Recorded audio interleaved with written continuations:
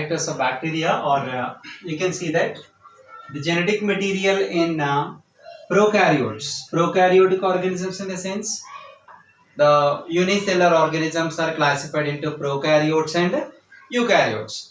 Prokaryotes means the organism does not possess any nucleus in general, and in clearly the organism which doesn't have a nuclear membrane around the genetic material. The organism which doesn't possess a specific nuclear membrane around the genetic material, they comes under prokaryotes. In prokaryotes, we can see that genetic material is naked, in the sense of there is no membrane around the genetic material to cover, so that we can easily see that, in the sense of that it will be exposed directly, right? And cell organelles are not present. In prokaryotic organisms, cell organelles are not present. No cell organelles, and there is no membrane around the nuclear genetic material also, right? And there is a specific thing is that ribosomes are present. Ribosomes are present. No membrane around the genetic material and no cell organelles are present, but only the ribosomes are present in the prokaryotic organisms or prokaryotes, right? Bacteria can move. It is not a non-motile, it is a motile organism. Motile in the sense of they can able to move from one place to another. So that organisms of bacteria can able to move by the help of an organ that's called flagella. Flagella, a tail-like structure, flagella is present in bacteria. With the help of flagella, the bacteria can able to move from one place to another. Right, here it is, though the bacteria is structurally simple. When you see the structure of bacteria, nothing is complex. Outer the cell wall, lateral cell membrane, cytoplasm, there is no nuclear membrane, no cell organelles, only the ribosomes are present. When you see the structure, the bacteria is very simple. Structurally, bacteria is very simple. But structurally, is even though it is a simple, but they are very, very complex in behavior. Complex in behavior. Though they are structurally simple, behaviorally they are very complex. Means different behaviors of bacteria we can able to see, right? And here it is a most extensive behavioric, metabolic, most expensive metabolic diversity. Diversity in the sense of variations of organisms we can see. That the bacteria, simple structure, even though they are having, the behavior is completely different, and they have a extensive metabolic diversity. Metabolic activities are not same in all the bacteria. They are very complex. Bacteria to bacteria, they are very different in behavioral. Behaviorally, we can see the difference, right? And here it is, some are autotrophic and some are heterotrophic. Some bacteria are autotrophic, whereas some are heterotrophic. Autotrophic means we know that like a plants, they containing chlorophyll or photosynthetic, they can able to perform the photosynthesis and preparing food material by themselves without depending on any other organism. Whereas some organisms are heterotrophic. Heterotrophic means like an animals. They depends on other organisms for food because they cannot prepare food material by themselves. So that definitely they will depend on other organisms for their survival. Those organisms are called heterotrophic organisms, completely opposite to that of autotrophic. So one of the bacteria we can see that here it is a cyanobacteria. Cyanobacteria, according to the science, we can say that the cyanobacteria is the first living organism in the world, right? So the cyanobacteria, it is also called as a blue-green algae. What is the other name of the cyanobacteria? Blue-green algae. Blue-green, in the sense of wherever the green we can observe in the science, especially in the biology, we can see that they can contain the chlorophyll and performing the photosynthetic activity. They can perform the autotrophic type of nutrition and they never depends on any other organism and they prepare food material by themselves. and they contains chlorophyll. Chlorophyll A they contain. They are blue-green algae. Why they are contain chlorophyll A? And they are similar to plants.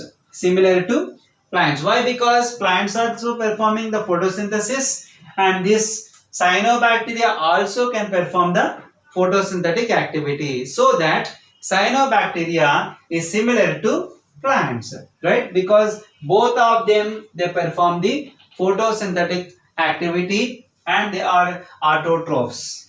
Both of them, plants and also cyanobacteria, we can call them as a autotrophs. They are preparing food material by themselves by the process of photosynthesis. And one more characteristic feature of this cyanobacteria is they are unicellular. Unicellular means the organism made up of one cell. And these are colonial. Some organisms are colonial and filamentous. Colonial and filamentous. This is colonial in the sense of they are living together as a group. Living together as a group, they are called colonial. And or filamentous. Filamentous means the body is like a thread-like structure. No differentiation like a plants. Even though they are having the chlorophyll and they are also performing the photosynthesis, they are also like a plants, but they cannot differentiate like a plants. Their body is completely filamentous, like a thread it seems, right? And they are aquatic or terrestrial. Some are aquatic, means they are present in the water, and some are terrestrial, they can live on land also, right? And most primitive, these organisms are most primitive. I told you that already. These are the first living organisms in the world according to science. So these are most primitive organisms, and these are showing the oxygenic photosynthesis. Oxygenic photosynthesis.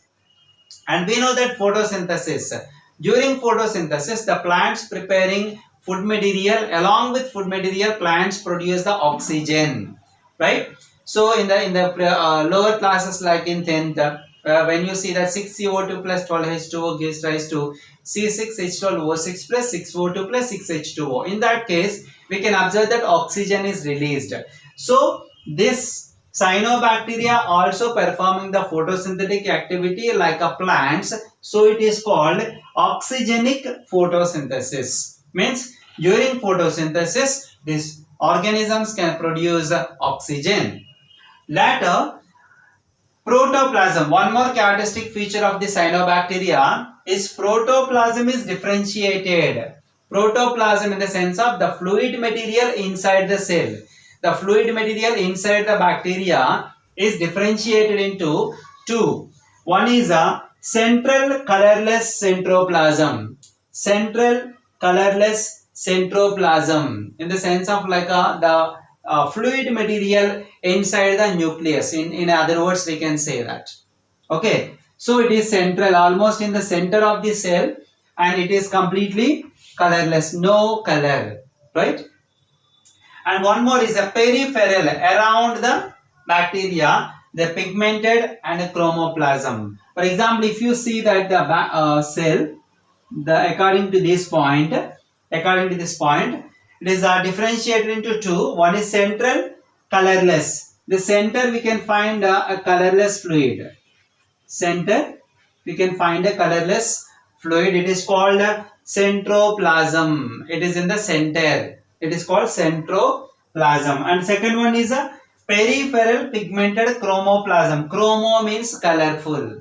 So when you observe that around the cell, it is a peripheral in the sense of towards outside, towards the edges, towards the cell membrane. Towards the cell membrane, we can observe that it is a colorful part. It is a colorful liquid portion towards the periphery, right? Towards the periphery. So this is, we can say, it is the central colorless centroplasm. This is a centroplasm. And the periphery, what is that? Peripheral pigmented chromoplasm. This is called chromoplasm. Chromoplasm, colorful liquid portion is present towards the periphery, right? And one more characteristic feature of this cyanobacteria is it is a colonial forms are surrounded by gelatinous sheet. Colonial forms, I said already, it is a colonial.